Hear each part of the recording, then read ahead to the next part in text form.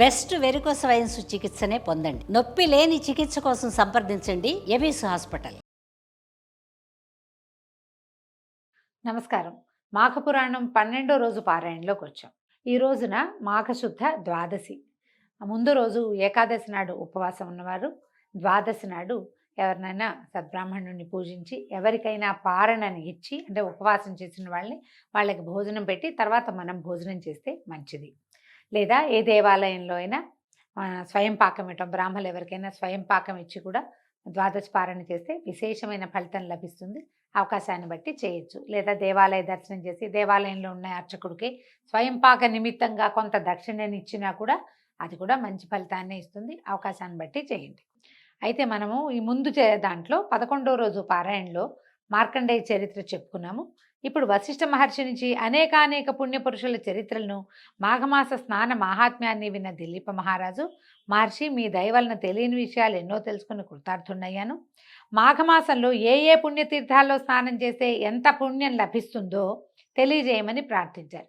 మాఘ స్నానం విశేషమైనది. దానివల్ల జరిగిన కొన్ని కథలు చెప్తూ ఎక్కడెక్కడ స్నానం చేస్తే ఏ ఫలితం వస్తుందో ప్రత్యేకంగా చెప్తున్నారు. ఓ దిలీప మహారాజా, మాఘమాసంలో నదీ స్నానం చేయటం మిక్కిలి పుణ్యదాయకం. మాఘమాసంలో ఏ నది నీరైనా కూడా గంగాజలం అంతటి పవిత్రతని కలిగి ఉంటుంది. సర్వ పాపాలు నశిస్తాయి. గంగా నది స్నానం చేస్తే ఎనలేని పుణ్యం కూడా కలుగుతుంది. ఇక గంగానది యొక్క విశిష్టతను గురించి తెలియని వాళ్ళు ఉండరు. గంగానది స్నానము ఆరోగ్యప్రదమైనది, మిక్కిలి పుణ్యదాయకమైనది, పాపములని హరింపజేస్తుంది. అత్యంత ప్రవాహ వేగం కలిగిన గంగానదిలో స్నానం చేయటం వలన ప్రజలకు పాప ప్రక్షాళన జరగగలదు.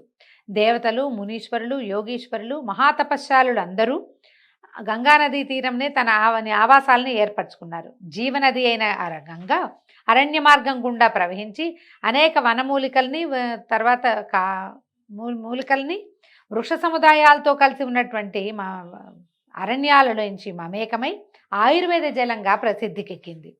దీర్ఘరోగాలతో బాధపడుతున్న వారు సైతము గంగానదిలో స్నానం చేస్తే ఆరోగ్యవంతులవుతారు, పునీతులవుతారు కూడా. పరమేశ్వరుని జటాజూటం నుంచి జాలువారుతున్నటువంటి గంగానది మిక్కిలి పవిత్రమైన పుణ్యనదిగా దేవాది దేవతల అందరి చేత కొనియాడబడుతోంది. మాఘమాసంలో గంగానదిలో స్నానం చేస్తే విశేషమైన పుణ్యం లభిస్తుంది. అయితే ఈ సంవత్సరము గంగానదికి పుష్కరాలు వచ్చినాయండి. గంగా పుష్కరాలు మనం ఆది పుష్కరాలు, అంత్య పుష్కరాలు అని వెళ్తాం కదా, ఆది పుష్కరాలు అయిపోయినాయి. అయితే ప్రతిరోజు కూడా మధ్యాహ్న కాలంలో పుష్కరుడు నదిలో ఉంటాడట. కాబట్టి ఒకవేళ ఎవరికైనా అవకాశం లభిస్తే గంగా నదిలో మధ్యాహ్న వేళ కనుక స్నానం చేస్తే, నదీ స్నానము మంచిది, మధ్యాహ్న స్నానం చేస్తే గంగా పుష్కర స్నాన ఫలితం కూడా లభిస్తుంది. అవకాశం ఉన్న వాళ్ళు చేయొచ్చు.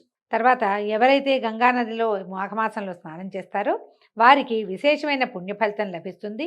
పాపాలన్నీ హరించి విష్ణు సాయుధ్యాన్ని పొందుతారు. బొందితో కైలాసానికి వెళ్ళి పరమేశ్వరుని వీక్షించగలిగే మహాత్మ్యము ఈ గంగానది స్నాన ఫలితమేనని చెప్తారు.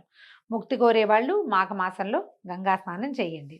అసలు ఇది కాదండి, జీవితంలో ఒక్కసారైనా ప్రతి భారతీయుడు గంగా స్నానం చేసి తీరాలి, ఒక్కసారైనా కూడా అదైనా.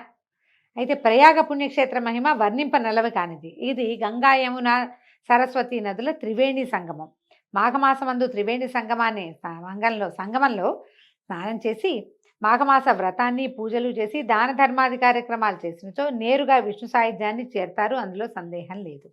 ఈ ప్రదేశం గొప్ప విశేషతను సంతరించుకుని ఉన్నది. ఇక్కడ గంగ సముద్రంలో కలుస్తుంది.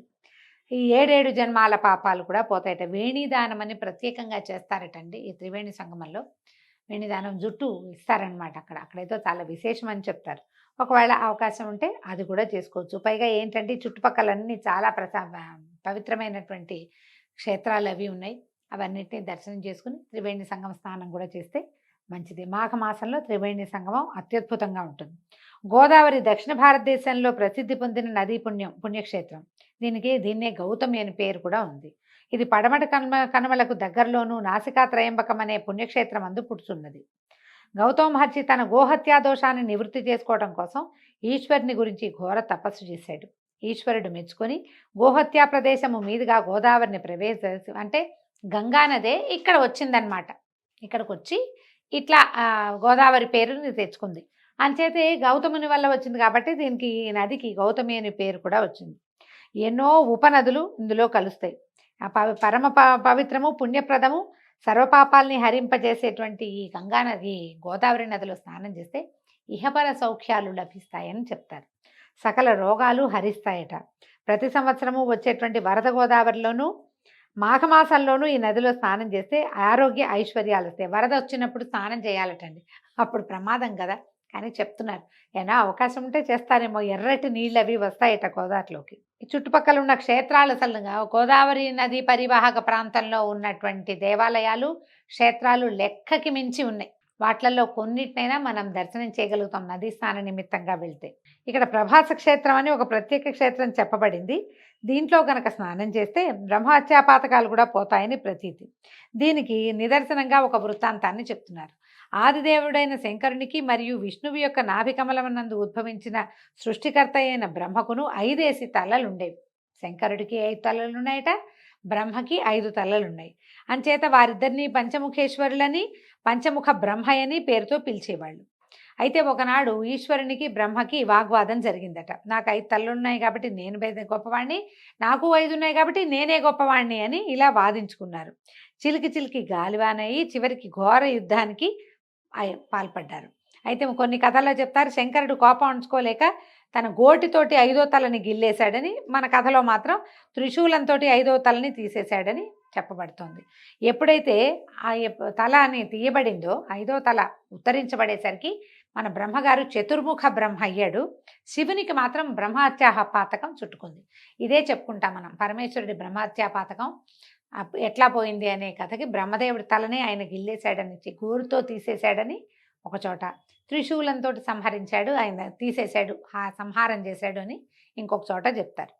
ఈ బ్రహ్మహత్యా దోషాన్ని అంటించుకున్నటువంటి పరమేశ్వరుడు ఈ దోషం ఎట్లా నివారణ అవుతుందో ఎలా పోతుందో అని ఆలోచిస్తూ బ్రహ్మతలని చేత పట్టుకుని ముల్లోకాలు తిరిగాడట. ఈ తల తిరుగుతూ ఉంటే శివుని చేతిలో ఉన్నటువంటి తల ఎండి కపాలంగా మారిపోయింది.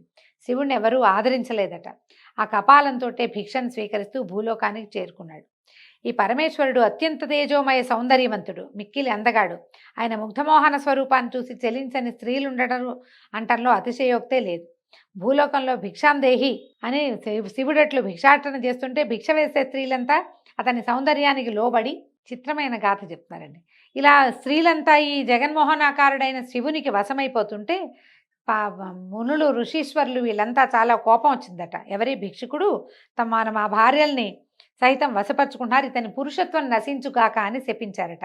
అంతే భిక్షాటన చేస్తున్నటువంటి పరమేశ్వరుని యొక్క లింగము కింద పడిపోయిందట. అసలే బ్రహ్మహత్యా దోషంతో దురపిల్లుతున్నటువంటి పరమేశ్వరుడు చేయునది లేక లింగమందే ఐక్యమైపోయాడు. శివుడు లింగాకారంలో ఐక్యమవటంతో దానికి ఎనలేని తేజస్సు వచ్చి మిక్కిలి కాంతివంతంగా ప్రకాశించడం మొదలుపెట్టింది. అమిత తేజోవంతంగా ప్రకాశిస్తున్నటువంటి ఆ లింగాన్ని, దాని భయంకర తేజస్సుని చూడలేక బ్రహ్మ విష్ణువులు ఏతించి పరమేశ్వరుని ఓదార్చి ప్రయాగ క్షేత్రానికి తీసుకొచ్చి స్నానదాన ధర్మాది కృత్యములను గావించి అతని బ్రహ్మహత్యాపాతకాన్ని పోగొట్టి భూలోకమునందరి భక్తులందరూ లింగాకారం నందు ఐక్యమైన పరమేశ్వరునే పూజించి కైవల్య ప్రాప్తిని పొందవలనని శాసించారు. విచిత్రమైన గాథ చెప్తున్నారు కదా. ఇలాంటి గాథలు కూడా ఉంటాయండి, కొన్ని పురాణాల్లో ప్రత్యేకంగా కనిపిస్తాయి. ఇదేదో అంటే ప్రక్షిప్తంగా ఏం భావించక్కర్లా, రకరకాల గాథలు ప్రాచుర్యంలో ఉన్నాయి, ప్రచారంలో ఉన్నాయి. అందులో ఇదొక గాథ అన్నమాట. పరమేశ్వరుని శక్తి అంతా లింగం నందు ఉండటం వల్లే మనం లింగ పూజే చేస్తాం. దీనికి మనం అమెండ్మెంట్గా ఏం చెప్పుకుంటాము, భృగు మహర్షి శాపం ఉంది, కేవలం లింగానికే నీకు పూజ జరుగుతుందని పరమేశ్వరుని శపించిన గాథ ఒకటి చెప్పుకుంటాం. అప్పటి నుంచే లింగ పూజ జరుగుతోంది అని. దానికి ముందు కూడా ఇలాంటిది ఒకటి జరిగిందని ఒక ఇది చెప్తున్నారనమాట.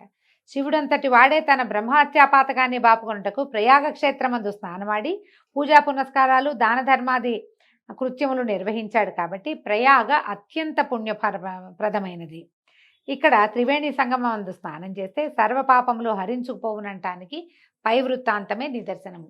ఈ ప్రయాగ క్షేత్రంలో స్నానం చేస్తే అత్యద్భుతమైన ఫలితాన్ని ఇస్తుందని చెప్పడం కోసమే ఈ పరమేశ్వరిని ఈ లింగధారణ గాథని గురించి చెప్తున్నారండి. దీంతో 12వ రోజు పారాయణ పూర్తయింది. రేపు ఉదయం మళ్ళీ 13వ రోజు పారాయణలో కలుసుకుందాం. నమస్కారం.